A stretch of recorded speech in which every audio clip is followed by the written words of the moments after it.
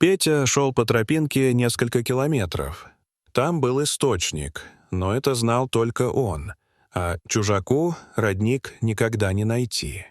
Спустившись с горки, парень наткнулся на рысь, лежащую прямо поперек тропы. Лесная кошка была мертва, а неподалеку от ее тела раздавалось жалобное мяуканье. Шагнув на звуки и раздвинув заросли, он увидел в траве маленького рысенка. Судя по размерам, ему было чуть больше месяца, совсем еще малыш. Кто-то подстрелил его мать, но ей все-таки удалось скрыться, и она успела унести малыша от места расправы и спрятаться в траве. «Как же так? Да разве можно убивать такую красоту?» — проговаривал вслух Петя.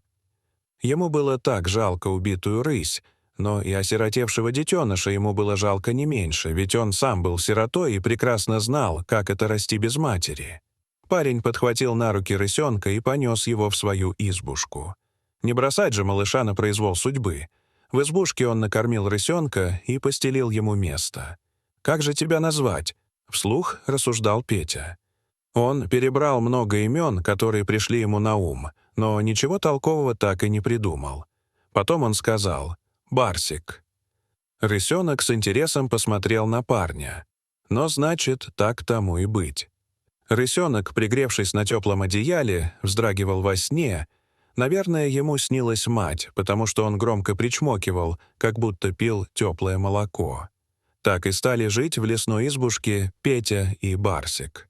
Так прошло время, рысенок вырос и стал совсем взрослым. Он превратился в красивого и грациозного зверя.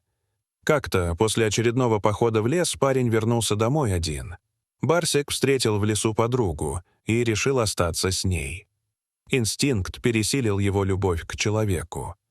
Петя очень сильно переживал по этому поводу. Он прекрасно понимал, что рысь — дикое животное, и она лучше чувствует себя на свободе. «Даже у Барсика теперь есть семья, а я все один», — подумал Петя. Так прошло еще пару лет. Он часто ходил в лес, но своего Барсика с тех пор больше не видел. Как-то в один день Петя увидел, как из леса на поляну прямо к его дому вышла рысь. «Барсик, ты вернулся?» С криком парень выскочил на крыльцо. Вслед за дикой кошкой из чащи вышла молодая девушка с корзинкой. Глаза у нее были перепуганные, она тяжело дышала, видимо, совсем выбилась из сил. Увидев живого человека, она заплакала и опустилась на колени. Выяснилось, что девушка заблудилась в лесу и долго не могла выбраться из чащи, пока не встретила дикую кошку. Рысь не торопилась уходить от нее, она как будто пыталась показать ей дорогу.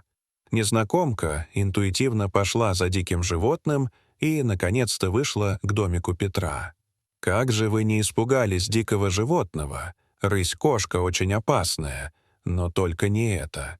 Я ее вырастил с маленького котенка, поэтому он относится к людям дружелюбно, особенно к таким симпатичным, как вы», — сказал Петя и погладил Барсика по голове, и тот убежал в лес. Петр с Ириной, так звали девушку, больше никогда не расставались. Они создали крепкую и дружную семью. Получилось, что рысенок сам выбрал невесту своему другу и соединил их вместе навсегда. Дорогие зрители, что вы думаете об этой истории?